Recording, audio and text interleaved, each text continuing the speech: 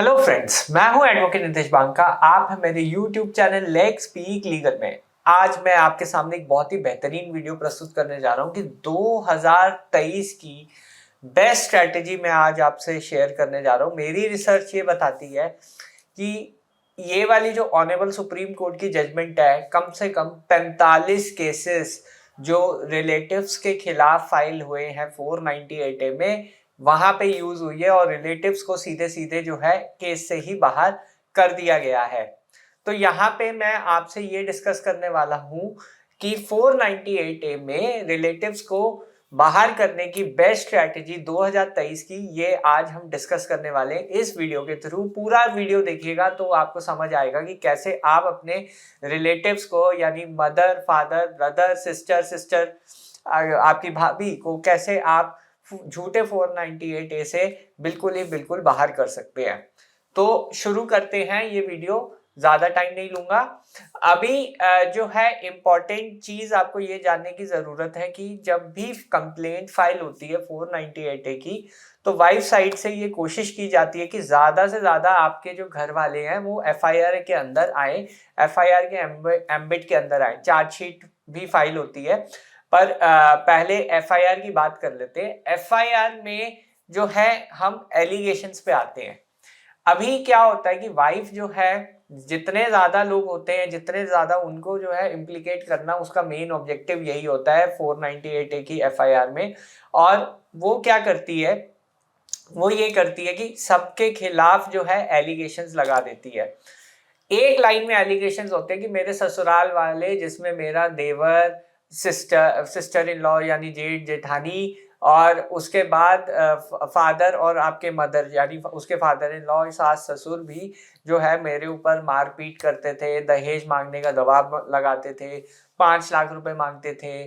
और ये सब अगर एलिगेशंस हैं आपकी FIR में, पर वाइफ ने जो है इन सब रिलेटिव्स का स्पेसिफिक रोल जो है नहीं दिखाया FIR के अंदर।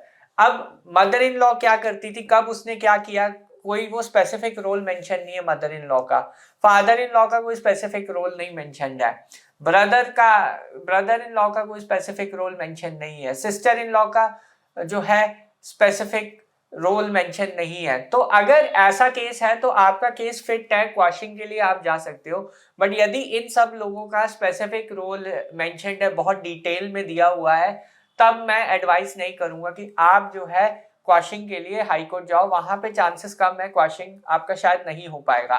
पर अगर स्पेसिफिक रोल जो है मेंशन नहीं है कि वो लोगों ने क्या किया, एग्जैक्टली क्या किया वाइफ के साथ आपकी, तो वहां पे जो है क्वाशिंग जो है बहुत इजीली हो जाएगी। और एक बहुत ही अच्छी लैंडमार्क जजमेंट आई थी सुप्रीम कोर्ट की, मैंने पिछली 2-3 वीडियोस पहले भी ये वीडियो में कवर किया था। कहकसर कौसर की ये जजमेंट थी, जिसमें जो है ये चीज मेंशन की हुई है कि अगर स्पेसिफिक एलिगेशंस नहीं है brother in law, sister in law इनके खिलाफ, तो हाई कोर्ट को जो है ये क्वैश कर देना चाहिए केस। अननेसेसरी हैरेसमेंट नहीं करनी है रिलेटिव्स की। ऑनरेबल सुप्रीम कोर्ट का आदेश था, ये 2022 की ये जजमेंट है। और अब तक मैं आपको बता रहा हूँ 45 केसेस ऐसे हो चुके हैं ऑनरेबल हाई कोर्ट्स में। Allahabad high court, Bombay high court की जजमेंट है। एक बॉम्बे हाई कोर्ट की जजमेंट में ये लिखा था कि 5 लाख रुपए दहेज मांगते थे मेरे ससुराल वाले, जिसमें mother in law, father in law, sister in law, brother in law सबको इम्प्लीकेट कर दिया गया था। पर कोर्ट ने, बॉम्बे हाई कोर्ट ने इस ग्राउंड पे क्वैश कर दी कि वाइफ ने जो है स्पेसिफिक रोल मेंशन नहीं किया, ब्रदर इन लॉ का स्पेसिफिक रोल मेंशन नहीं किया, फादर इन लॉ का स्पेसिफिक रोल मेंशन नहीं किया, और जो बाकी रिलेटिव्स थे। और अगेन यही जो मैंने आपको बताई है कहकसर कौसर की जो जजमेंट है, उसका उस जजमेंट में रिलायंस लिया और उस बेसिस पे जो है पूरी की पूरी FIR क्वैश कर दी। तो ये जो जजमेंट जो मैं आपको बता रहा हूँ कहकसर कौसर की जजमेंट, ये बहुत इंपॉर्टेंट जजमेंट है। अगर आप ये जजमेंट यूज करेंगे अपने केसेस में, तो हो सकता है कि आपका केस भी जो है क्वैश हो जाए। तो एक चीज तो आप मेरे को कमेंट में लिख के बताइए कि आपकी क्या FIR सिमिलर है। अगर आपकी FIR सिमिलर है तो क्या क्या एलिगेशंस किस किस के खिलाफ है। अब कई बार ये होता है कि चलो मदर और फादर जो हैं आपके, उनके खिलाफ स्पेसिफिक एलिगेशंस नहीं है, बट बाकी लोग जैसे सिस्टर हो गई या आपके ब्रदर हो गए, वो वहाँ रहते ही नहीं थे आपके साथ, वो अलग रहते थे और उनके लिए जो एलिगेशंस हैं वो स्पेसिफिक एलिगेशंस नहीं है। बस ये एक लाइन में लिख दिया कि मेरे मेरे सास ससुर और भाई और उनकी जो सिस्टर है वो जो है डाउरी मांगते थे, 5 लाख रुपए मांगते थे, गाड़ी मांगते थे। पर अगेन उनका कोई स्पेसिफिक रोल नहीं है, ब्रदर का और सिस्टर का भी।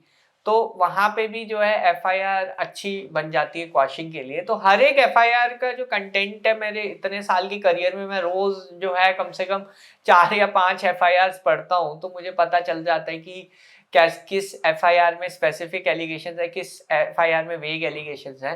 तो आप मुझे कमेंट कीजिए कि आपको क्या लगता है, आपकी एफआईआर में क्या वेग एलिगेशंस हैं या स्पेसिफिक एलिगेशंस हैं। आप एक बार चेक करिए कि किसका क्या रोल है उस एफआईआर में, और उसके बाद हम जो है एनालाइज कर सकते हैं कि क्या वो फिट केस है क्वाशिंग के लिए, या फिर वो जो है जो ये ऑनरेबल सुप्रीम कोर्ट की नई जजमेंट आई है और 2023 में सारी जो स्ट्रैटेजी है क्वाशिंग की, बस अब इस जजमेंट पे जो है फिक्स होगी। कहकसर कौसर की जो जजमेंट है, तो इस जजमेंट के थ्रू जो है आप पूरा का पूरा केस जो है क्वैश करा सकते हैं, एफआईआर पूरी खत्म करा सकते हैं, शुरू से एंड तक आपकी एफआईआर बिल्कुल ही क्वैश हो जाएगी ऑन मेरिट्स है, और प्रोबेबिलिटी ज्यादा है कि एफआईआर क्वैश हो जाएगी। 45 हाई कोर्ट्स ने जो है क्वैशिंग की है या फिर डिस्चार्ज का ऑर्डर कंफर्म किया है इसी ऑनरेबल सुप्रीम कोर्ट की जजमेंट के बेसिस पे।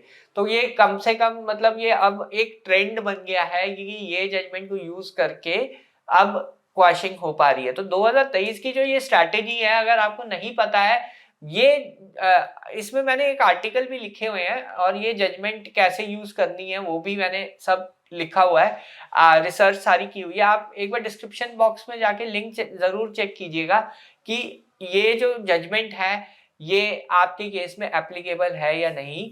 और ये 2022 की लेटेस्ट जजमेंट में भी मैंने आर्टिकल लिखा हुआ है। और अगर आपको ऐसी रिसर्च चाहिए तो मेरा न्यूज़लेटर जरूर ज्वाइन कीजिएगा। मैं 2 या 3 दिन में नई नई रिसर्चेस जो भी मैट्रिमोनियल लॉ में हो रही है वो आपके समक्ष लाऊंगा और आपको आइडियाज देता रहूंगा कि कैसे जो है आप मैट्रिमोनियल से केसेस से जल्दी बाहर निकले। मेरा जो मेन ऑब्जेक्टिव है कि आपको जल्दी से जल्दी मैट्रिमोनियल केसेस से बाहर निकालना है, चाहे आप मेरे क्लाइंट हैं या चाहे आप मेरे क्लाइंट नहीं है।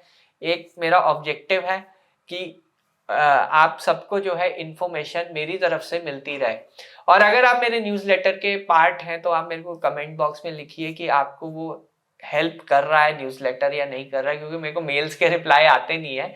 पर आप वैसे मेरे को बता दीजिए कमेंट में, नहीं तो मेल का भी आप रिप्लाई कर सकते हैं कि क्या वो न्यूज़लेटर आपको हेल्प कर रहा है मेरी तरफ से या नहीं कर रहा है। तो डिस्क्रिप्शन बॉक्स में जाके ये सारे लिंक्स जरूर विजिट कीजिएगा, क्योंकि सिर्फ वीडियो देखने से आपका प्रॉब्लम सॉल्व नहीं होगी। इसके अंदर हम डीप जाएंगे, जितना हम डीप जाएंगे उतना इजीली आपकी प्रॉब्लम्स जो है सॉल्व हो जाएंगी। तो यही ऑब्जेक्टिव से हम ये जो मैंने वीडियो बनाया था। और बहरहाल वीडियो देखने के लिए बहुत बहुत धन्यवाद। अगर आपको कोई डाउट है, क्वेश्चन है, कमेंट बॉक्स में जरूर लिखिएगा। धन्यवाद। Thank you very much.